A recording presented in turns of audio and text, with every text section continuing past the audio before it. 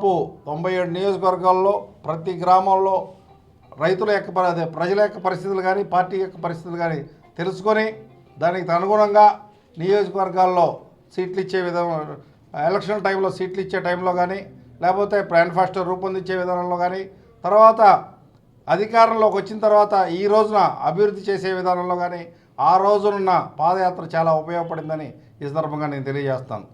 అట్లనే మా ప్రభుత్వం వచ్చిన తర్వాత రాష్ట్ర అభివృద్ధి కోసం దాదాపు 3 సార్లు దావోస్ వెళ్ళి కంపెనీలను తీసుకురావడం, పెద్ద ఎత్తున పెట్టుబడులు తీసుకురావడం జరిగింది. అట్లనే యూకే కానీ యుఎస్ కానీ వెళ్ళి అది కంపెనీలకు సంబంధించి సీఈఓలతో మాట్లాడి ఆ కంపెనీలన్నీ ఇక్కడికి తీసుకురావడం కోసం మా నాయకుడు ప్రయత్నం చేయడం జరిగింది. ఈ విశాఖకి గూగుల్ వచ్చినా లేకపోతే రాజధానికి సంబంధించిన ఎన్నో కంపెనీలు వచ్చినా కూడా అవన్నీ కూడా మా యొక్క యువ నాయకుడు నారా లోకేష్ గారి కృషి అని ఈ సందర్భంగా నేను తెలియజేస్తున్నాను. రాబోయే రోజుల్లో కూడా